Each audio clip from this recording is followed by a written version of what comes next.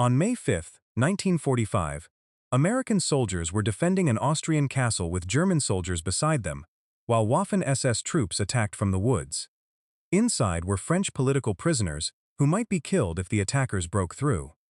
The war in Europe was days from ending. Yet at this castle, former enemies had one job: hold the walls long enough for help to arrive. The question was whether help would arrive before the ammunition ran out. To understand how that happened, go back 2 days. Castle Itter sat on a hill in the Austrian Tyrol. Since 1943, the Nazis had used it as a special prison connected to the Dachau concentration camp system.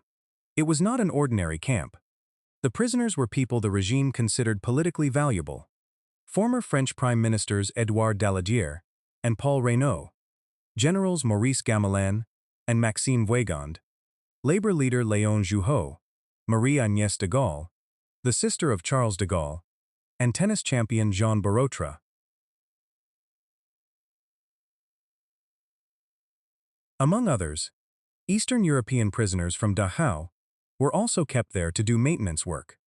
By the beginning of May, the Nazi state was coming apart. Hitler was dead. American forces were pushing into Austria. But collapse did not mean safety.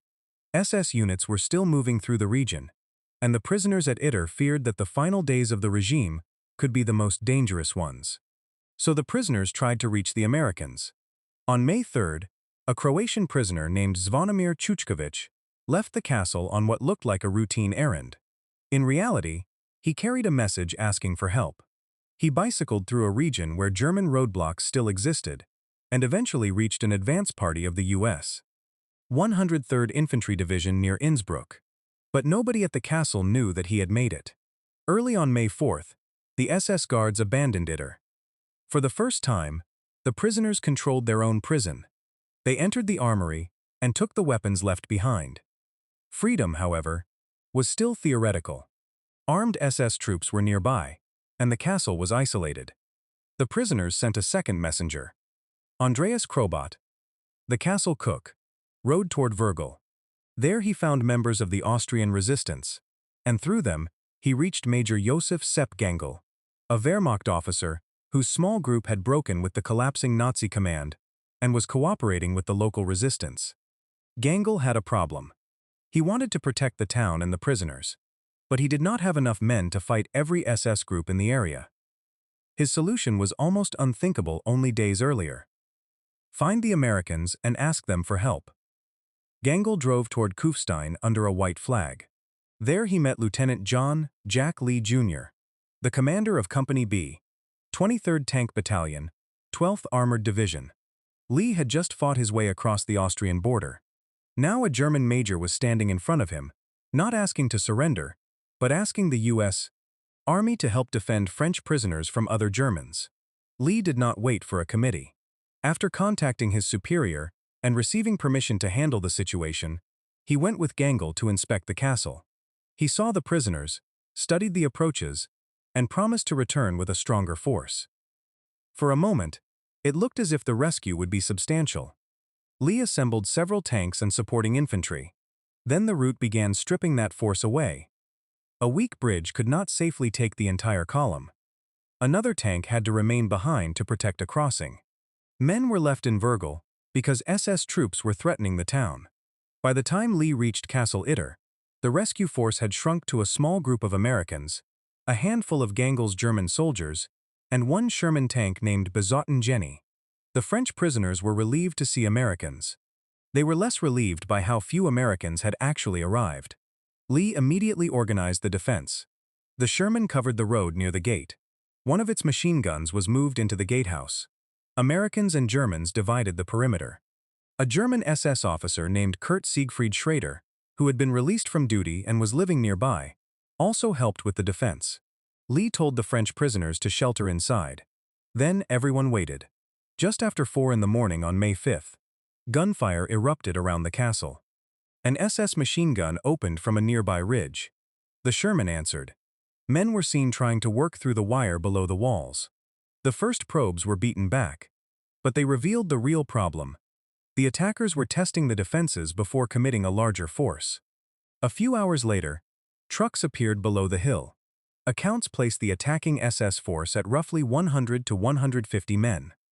Heavy weapons were moved into position around the castle. The defenders now faced machine guns, anti-tank guns, and heavy artillery capable of punching through the castle walls. Around 10 in the morning, the main assault began. Shells struck the castle. Machine gun and rifle fire swept the approaches. The woods around Itter became firing positions. And the defense became even stranger, because the French prisoners did not stay hidden. Several of the men armed themselves with weapons the guards had left behind. Former Prime Minister Paul Reynaud, General Maurice Gamelin, François de la Roque, Michel Clemenceau, and Jean Borotra were among those who joined the fight. Men who had been prisoners the day before were now firing from the same castle as American troops and soldiers of the army that had helped imprison them. Then the defenders lost their biggest weapon. The Sotten Jenny was hit by an anti-tank round and knocked out. The men near the Sherman escaped, but the tank that had controlled the road was gone. The castle was still being shelled. Ammunition was running down. Communication with the outside was becoming unreliable. The cost became personal. Accounts describe Major Gangel moving to protect Paul Reynaud from an exposed position when a sniper's bullet struck him. Gangel, the German officer who had gone to the Americans for help, was killed defending one of the French prisoners. Lee could not stop to mourn. He had to prepare for what happened if the walls were breached. And outside the castle, the rescue was becoming a story of its own. The first messenger, Chuchkovich, had successfully brought word to the U.S. 103rd Infantry Division. A relief force started toward Itter with infantry and tank destroyers. Then it was ordered back, because it had crossed into an area assigned to another American division. The commander, Major John Kramers, continued with only a few people and eventually reached Vergel. He managed to contact the castle by telephone, but the connection was cut during the shelling. Soon after that, elements of the 142nd Infantry Regiment of the 36th Infantry Division arrived in Vergel. A new relief column formed with infantry and armored vehicles.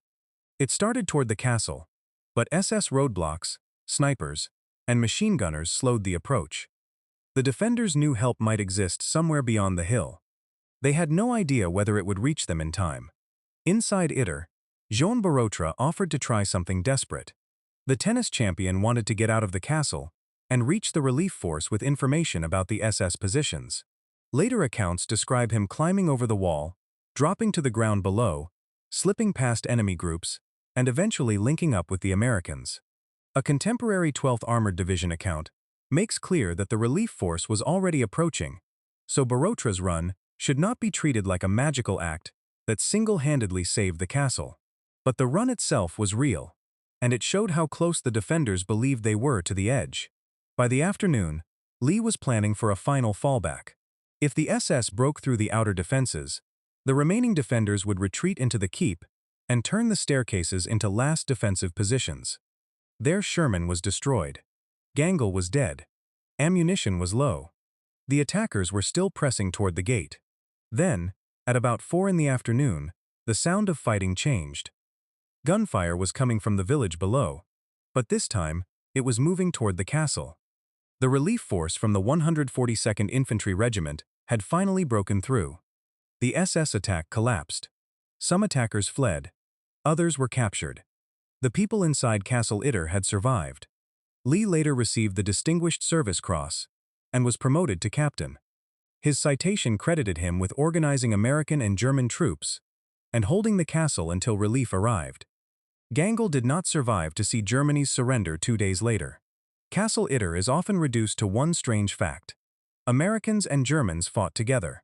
But this was not two armies becoming friends, and it did not erase service to the Nazi dictatorship. It was a narrower choice.